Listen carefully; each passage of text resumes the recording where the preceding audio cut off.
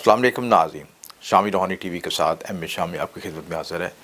Astrology की videos आपके लिए बनाई जा रही हैं 12 बुरूज के लिहाज से, और इस वक्त हम बुर्ज असद के बारे में डिस्कस करेंगे।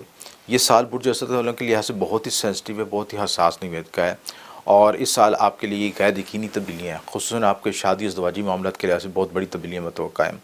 लिहाजा ये साल जो मैं डेट्स आपके बताऊँगा उनको पूरी तरह नीट कैलकुलेट कर लें, कागज़ पर लिख लें, ताकि आपको इंपॉर्टेंट फ़ैसले करने में आसानी हो।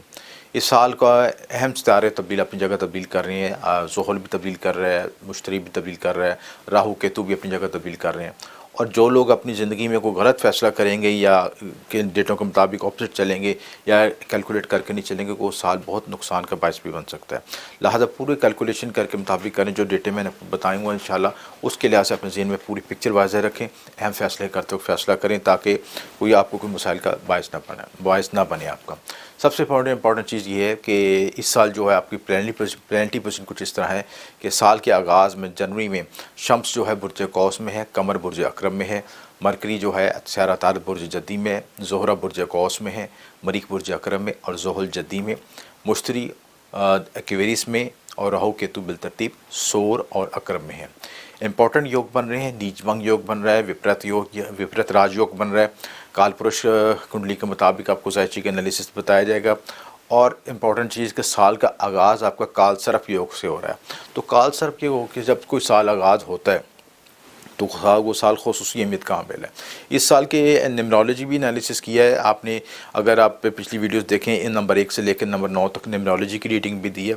तो बड़ा सेंसिटिव ईयर है आपका, और इस साल जो इंपॉर्टेंट इवेंट्स आपके आ रहे हैं वो आपको डिस्कस करेंगे इस लिहाज से कि सबसे पहले तो आपका जो प्लानिटरी पोजीशन जो शिफ्ट हो रही है, स्यारा मुश्तरी जो है 13 अप्रैल को बुर्ज दल्फ से बुर्ज हौत में आएगा। 29 जुलाई से 23 नवंबर तक रेट्रोग्रेड रहेगा, हालत रजत में रहेगा, और 23 फरवरी से लेकर 27 मार्च तक हालत गरूब में रहेगा, कम्बस्ट में रहेगा। तो ये डेटें जो आपको बताएगी ये बड़ी सेंसिटिव डेटें हैं, इसके लिहाज से इंपॉर्टेंट फैसले करते हुए मुतात रहें। जुपिटर जो है आपके लिहाज से आपके 8वें घर का मालिक है, और 8वें और 5वें का मालिक है। तो ये बड़ा सेंसिटिव एरिया है। आपके औलाद के मामलात, आपके रिलेशनशिप के मामलात, आपके खुफिया मामलात, आपके सेहत के मामलात बड़े हाईलाइट हो रहे हैं इस साल। स्यारा ज़ुहल जो है 29 अप्रैल को कैप्रिकॉर्न में आएगा, और 5 जून से 23 अक्टूबर तक रेट्रोग्रेड रहेगा। 12 जुलाई को बुर्ज जद्दी में वापस आएगा, और 19 जनवरी से 21 फरवरी तक ये कम्बस्ट हालत गरूब में रहेगा। तो ये जो डेटें बताई ये भी बड़ी सेंसिटिव है। स्यारा ज़ुहल आपके इस साल आपके 7वें घर आ रहा है, और ये बहुत बड़ी तब्दीली है। आपके शराकती लिहाज से, ज़वाजी मामलात के लिहाज से नई तब्दीलियाँ आएगी। जिनके ज़ायचे में सारा स्यारा ज़ुहल नेगेटिव बैठा होगा वो उनको बहुत डिस्टर्ब कर सकते हैं, क्योंकि लगन के ऑपोजिट बैठेगा, और लगन को एक्सपेक्ट भी करेगा, 7वीं नज़र उस पर पड़ेगी। दूसरी इंपॉर्टेंट कि आपके ज़ायचे के लिए मारक है, तो जब मारक सितारा डायरेक्ट लगन पे पड़ता है तो ज़हनी इंतशारी कैफियत का बायस बनता है, और एंग्जाइटी डिप्रेशन भी आती है, हेल्थ इश्यूज़ भी आते हैं, और बाज़ औक़ात आपका जो सेल्फ कॉन्फिडेंस है वो भी लूज़ होता है। लेकिन डिपेंड करता है कि आपके पैदाइशी ज़ायचे में इसकी पोजीशन क्या है। अगर पैदाइशी ज़ायचे में नेगेटिव बैठा होगा तो ये ट्रांजिट बड़ा डिस्टर्ब करेगा। बाज़ असती अफराद को हेल्थ इश्यूज़ आएंगे, उनके रिलेशनशिप ब्रेकअप हो सकते हैं, अज़वाजी ज़िंदगी डिस्टर्ब हो सकती है, या नए रिलेशनशिप भी बन सकते हैं। शराकत दारी के मामलात में, आपके कारोबारी मामलात में नई इंतहाई बड़ी तब्दीलियाँ आएगी, क्योंकि उसके साथ इस साल राहु केतु भी अपने घर तब्दील कर रहे हैं, और अपने एक्सिस जब तब्दील करेंगे तो आपकी ज़िंदगी में गैर यकीनी तब्दीलियाँ आएंगी। राहु 12 अप्रैल को बुर्ज सोर से बुर्ज हमल में शिफ्ट हो रहा है, और केतु 12 अप्रैल को बुर्ज अकरब से बुर्ज मज़ान में दाखिल हो रहा है। और इस तरीके से आपके जो है तीसरा और 9वां घर के एक्सिस बनेंगे। तो ये बड़े इंपॉर्टेंट एक्सिस हैं। आपके कानूनी मामलात, आपके रूहानी मामलात, आपके सफ़र के मामलात, आपके करीबी रिश्तेदारों के मामलात, लेन देन के मामलात, सब चीज़ें, मीडिया कम्युनिकेशन के मामले, बहुत चीज़ें हाईलाइट हो रही हैं। और अगर राहु केतु आपके ज़ायचे में नेगेटिव बैठे हैं, डिविडेंड बैठते हैं, तो ये एक्सिस आपको ज़िंदगी में बड़ा डिस्टर्ब कर सकता है। और अगर पॉजिटिव बैठे तो आपको बेहतर एनर्जी देगा, और आपके मामलों में मज़ीद आसानी भी पैदा करेगा।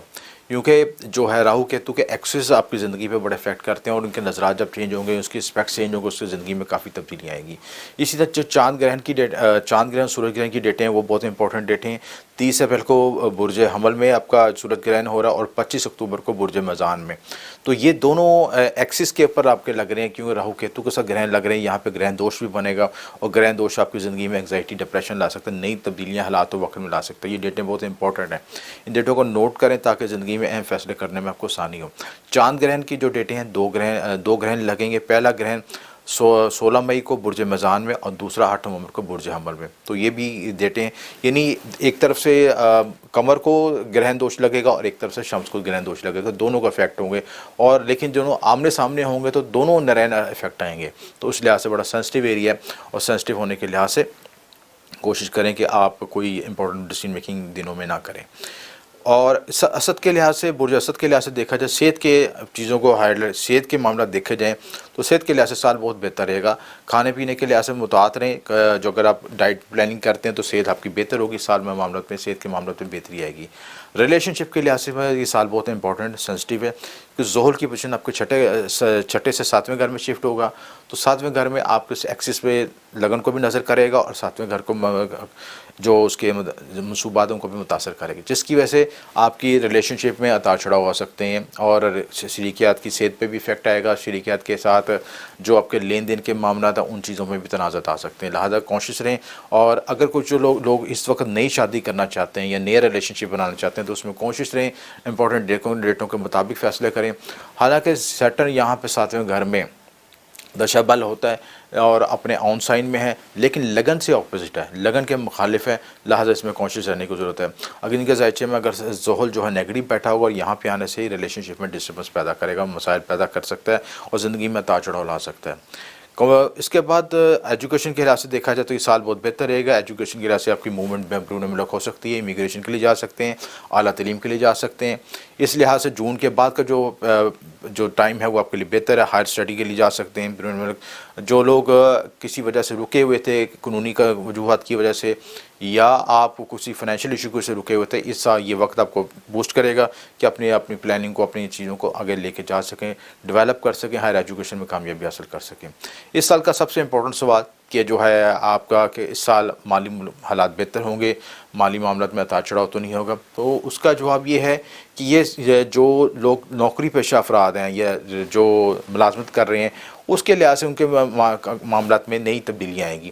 ہو سکتا ہے پروموشن ہو، یا آپ کو کسی نئی جگہ پہ آفر ملے جاب کے لحاظ سے کہ بھی آپ ہمیں جوائن کریں، ہم اس سے زیادہ آپ کو پیکج دیتے ہیں. تو یہ آپ کی پاسبلٹی بن سکتی ہے. جو لوگ مشترکہ کاروبار کر رہے ہیں، جوائنٹ ایڈونچر کر رہے ہیں، ان کو اپریل کے بعد آپ کو نئے شراکتی مادت مل سکتے ہیں. لیکن اس کے ساتھ فوری طور پر کوئی جلد بازی میں کوئی فیصلہ نہ کریں، اور جس کے ساتھ پارٹنرشپ کریں اس کی پہلے مارکیٹ ویلیوز اور دوسری اس کا ساخت دیکھ لیں، تاکہ جو آپ کو جو معاہدہ طے کریں تو اس میں کوئی کمپلیکیشن نہ ہو، اور معاہدے کو پورا قانونی لیگلی طور پر ڈاکومنٹیشن کرنے کے بعد معاملات کو طے کریں. تو انشاءاللہ معاملات میں بہتری آئے گی. مجموعی طور پر سال یہ آپ کے لیے بہتر سال ہے. کچھ اتار چڑھاؤ جو ہے، جو راہو کیتو کو، اس سے آپ کو اپریل کے بعد آ سکتے ہیں، اور سال کی آخری سرمائی میں کچھ ویریشنز آ سکتی ہیں. ان چیزوں کو میں متعارف رہنے کی ضرورت ہے. اوورآل سال آپ کے لیے بہتر ہوگا. اور اس سال کے ریمیڈی کے لحاظ سے آپ کے لیے سب سے بیسٹ ریمیڈی ہے کہ صبح اٹھ کے روزانہ سورج شمس کی تلاوت کریں، اور سورج کے سامنے کھڑے ہو کے سورج شمس کی تلاوت کرنے سے آپ کے لیے یورا میں انرجی بھی پیدا ہوگی، اور آپ کا سن بھی اسٹرانگ ہوگا. اس کے ساتھ یقوت پتھر پہنیں اور لوہے شمس استعمال کریں تو انشاءاللہ معاملات میں بہتری ہوگی.